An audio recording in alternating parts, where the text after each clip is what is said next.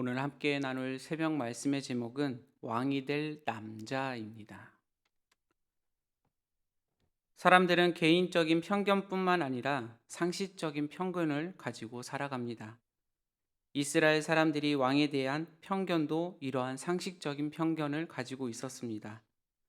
왕이라면 적어도 키는 얼마가 되고 덩치는 어떻게 돼야 되고 칼을 쥐고 섰을 때 이 정도 폼이 나야 하는지 등등을 가지고 있었습니다.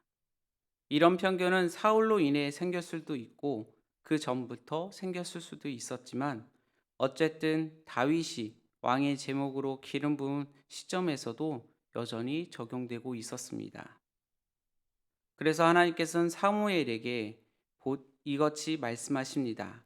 용모와 키는 왕이라는 자리에서 어울리는 용모와 키를 말하는 것이 아니라 다윗을 보더라도 그 시점에서 분명히 미달되었던 모습이지만 하나님께서는 그의 용모와 키를 보지 말라고 하십니다.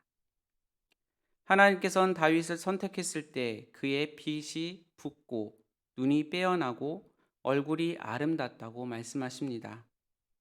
사울은 키가 남들보다 머리가 하나 더 있을 만큼 크고 용사로서 여러 가지 외적인 장점들을 가지고 있었지만 막상 왕의 자리에 오른 후에 그의 유혹들을 감당하지 못하고 말았습니다. 기골은 장대하지만 속은 좁은 사람이었던 것 같습니다. 그래서 하나님께서는 사무엘에게 권력의 자리에 앉아서도 그 단맛에 휘둘리지 않을 진정한 용기를 가진 용사의 얼굴을 보여주셨습니다. 자리에 맞지 않는 사람이 되는 것은 자리에 맞는 사람이 되는 것이 쉬운 일은 아닙니다. 때로는 너무나 맞지 않아서 포기하지 않으면 안 되는 경우도 있습니다. 하지만 어느 자리에서 어떤 역할을 맡든지 중심이 흔들리지 않는다면 제대로 된 열매를 맺을 수 있습니다. 1978년 타임지에 잡지의 모델로 영국의 찰스 황대자가 표지 모델로 선택한 적이 있습니다. 그때의 제목이 왕이 될 남자라고 붙여져 있었습니다. 하지만 44년이 지난 이후에도 찰스 황태자는 아직도 왕이 되지 못했습니다. 여전히 사람들에게는 왕이 될 남자로 남겨져 있습니다. 그의 어머니 엘리자베스 2세는 올해 95세, 만 95세이고 찰스 황태자는 나이가 72세입니다. 사람들은 말합니다. 정말 이 남자가 왕이 될 남자인지. 오늘 본문 16장에서도 왕이 될 남자가 등장합니다. 이스라엘 백성들이 가장 좋아하고 지금까지도 기억하고 있는 다윗입니다. 다윗도 왕이 되는 과정이 쉽지는 않았습니다. 왕은커녕 오히려 죽을 것 같은 위기들이 그에게 언제나 함께하였습니다. 15세라는 나이에 기름 부음 받았지만 왕이 된 것은 그의 나이가 30세였습니다. 긴 세월 동안 왕이 될 남자로 힘겹게 지낸 다윗의 모습을 우리는 기억합니다.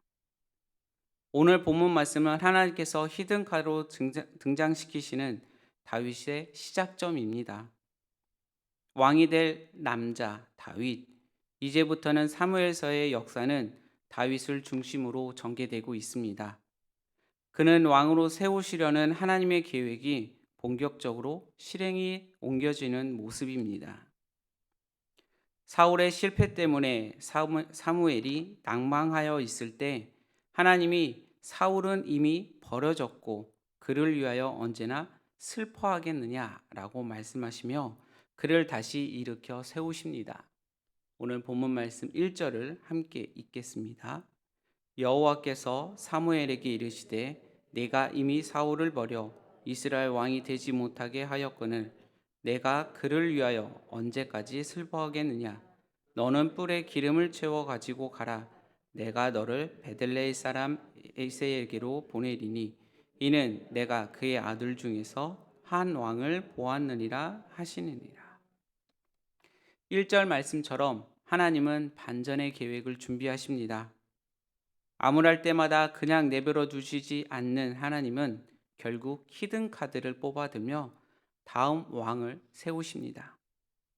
왕이 될 남자를 보셨다 하시며 사무엘에게 이새로 가라 말씀하십니다. 사무엘은 하나님의 명령을 받았지만 주저합니다. 지금 현 왕인 사울을 의식했기 때문에 그렇습니다. 사울은 당연히 새 왕을 세울 것이라는 사무엘의 말에 잔뜩 긴장하고 사무엘의 동태를 살피고 있었던 것입니다. 그래서 하나님은 사울 왕 몰래 비밀리에 다윗을 왕으로 세우려 하십니다. 사무엘에게 제사 올리러 가는 척하며 사울을 속이라고 말씀을 하십니다. 그 말씀이 2절입니다. 2절 말씀을 함께 읽겠습니다. 사무엘이 이르되 내가 어찌 갈 수 있으리까? 사울이 들으면 나를 죽이리라 하니 여호와께서 이르시되 너는 암송아지를 끌고 가서 말하기를 내가 여호와께 제사를 드리러 왔다 하고.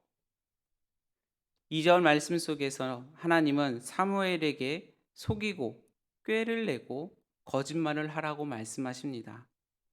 어쩌보면 지금까지의 이전까지의 모습이 아닌 전혀 하나님답지 않는 모습을 말씀하십니다. 그러나 결국 사무엘은 이새의 아들 중에서 왕이 될 남자를 찾습니다. 그런데 재밌는 것은 처음 보았던 장남 엘리압은 용모가 준수하고 키가 컸던 모양입니다. 사무엘이 만족했지만 하나님은 그의 용모와 키를 보지 말라고 말씀하십니다. 그것이 다가 아니다 말씀하십니다. 마치 사울 왕 때 용모와 키를 보고 뽑았던 것이 시행착오였음을 인정하는 것 같습니다. 그래서 이번엔 외모보다 중심을 보라 말씀하십니다. 외모는 그 사람의 신분과 출신, 인생을 살면서 쌓은 업적을 말합니다. 건강한 체격, 늠름한 모습, 카리스마 등 세상은 외모에 열광하고 카리스마에 열광하지만 하나님의 관심은 순수한 마음, 중심에 있습니다. 다윗의 등장은 마치 드라마를 보는 것 같습니다. 1절에서 하나님은 사무엘에게 이새의 아들 중에서 왕이 될 남자가 보았다고 하셨지만 그 사람이 바로 다윗이라고 말씀하시지는 않습니다. 그래서 사무엘은 이새의 아들들을 한 명씩 일일이 확인을 합니다. 그러나 장남 엘리암부터 순서대로 보았지만 7명의 아들들을 다 지나갔음에도 하나님은 계속 아니라고 말씀하십니다. 사무엘은 다른 아들이 없는지 물었고 이셀은 양을 지키고 있는 막내가 있다고 말합니다. 이새가 말한 막내라는 말은 다분히 하찮은 존재, 중요하지 않는 그러한 사람으로 볼 수 있습니다. 아버지조차 자격 미달이라고 생각했던 막내, 아예 없었고 잊지 않았던 그들의 기억 속에 잊혀진 과로박해 아들, 별 볼 일 없는 존재라고 볼 수 있습니다. 심지어 이새는 그 아들이 다윗이라고 이름조차 말하지 않습니다. 근데 사무엘은 기다렸다가 그 아들을 볼 때 하나님께서는 그제서야 이가 그니 일어나 기름을 부으라 라고 말씀하십니다. 다윗이 하나님께서 선택하시고 말씀하신 히든카드 왕이 될 남자라는 말씀입니다. 놀라운 것은 이때까지도 다윗의 이름을 불리지 않았습니다. 13절에서야 처음으로 그의 이름이 등장을 합니다. 우리 12절과 13절을 함께 읽겠습니다. 이에 사람을 보내어 그를 데려오매 그의 빛이 붉고 눈이 빼어나고 얼굴이 아름답더라. 여호와께서 이르시되 이가 그니 일어나 기름을 부으라 하시는지라. 사무엘이 기름불병을 가져다가 그의 형제 중에서 그에게 부었더니 이날 이후로 다윗이 여호와의 영에게 크게 감동되니라. 사무엘이 떠나 라마로 가니라. 마치 소중한 보석같이 감추었던 이름, 다윗이란 이름이 드디어 등장을 하게 됩니다. 그만큼 왕이 될 남자 다윗을 아끼시는 히든카드로 사용하신 하나님의 모습입니다.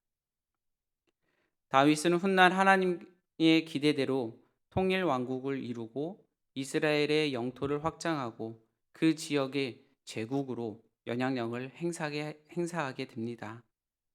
성경은 다윗이 하나님과 함께했다는 것을 가장 중요하게 다루고 있습니다. 기름 부음 받는 그 순간부터 왕이 될 때까지 그의 역할은 아무것도 없었지만 심지어 16장 말씀에서도 어느 대사 한마디도 등장하진 않지만 모든 것을 하나님께서 주관하시고 하나님이 다윗과 함께 하셨다는 그 사실을 강조하고 있습니다. 양을 치는 목동이고 이세의 집안의 막내인 다윗은 작고 연약한 존재이지만 하나님은 그런 다윗을 쓰셨습니다. 고린도전서 1장 27절의 말씀을 우리 함께 보겠습니다. 그러나 하나님께서 세상에 미련한 것들을 택하사 지혜 있는 자를 부끄럽게 하려 하시고 세상에 약한 것들을 택하사 강한 것들을 부끄럽게 하려 하시며. 사람을 빛나게 하는 것은 그의 외모가 아니라 하나님의 선택입니다. 다윗은 하나님께 선택을 받는 순간 그의 육모가 빛이 났습니다. 하나님께 인정받고 선택받은 것이 사람을 빛나게 합니다. 자리가 사람을 맞는다는 말이 있듯이 다윗도 그랬습니다. 사람이 달라 보였고 반면 사울은 하나님의 인정을 잊는 순간 그 빛을 잊어버렸습니다. 왕의 성품은 다 무너졌고 칭찬과 인정은 고래도 춤추게 하지만 외면은 사람을 추하게 만든다는 말 그대로 되고 말았습니다.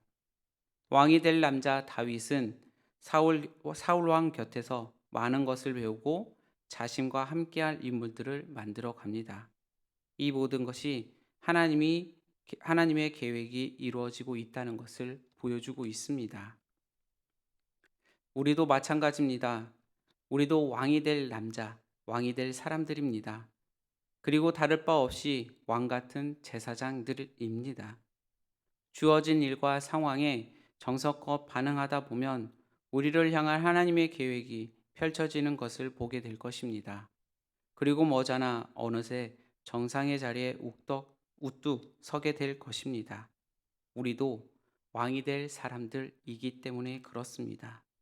오늘 하루 다윗의 모습처럼 연약한 존재이지만 하나님께서 귀히 쓰심을 받고 그 세우심을 받는 오늘 하루가 되시길 바랍니다. 기도하시겠습니다. 그리스도 안에 있는 우리를 결코 떠나지 아니하시고 버리지도 아니하시는 하나님께 감사함을 드립니다. 우리는 하나님께서 이 세상의 모든 것을 창조하시고 통치하시는 분이심을 믿습니다. 하나님께서 선하신 분이시며 모든 만물을 그 발 아래 두사 그 크신 주권 가운데 선하신 목적을 따라 운행하시고 있음을 오늘 하루 내가 믿고 순종하길 원합니다. 오늘 하루도 바른 믿음을 가지고 살게 하시고 진리의 영을 비추어 주시고 진리에 따라 순종하는 우리들이 되게 하여 주시옵소서. 무엇보다 하나님과 인격적이며 친밀한 가운데 우리와 동행하여 주시옵소서. 오늘 하루도 주님께 맡깁니다. 함께하여 주시고 축복하여 주시옵소서. 살아있는 예수님의 이름으로 기도드립니다. 아멘.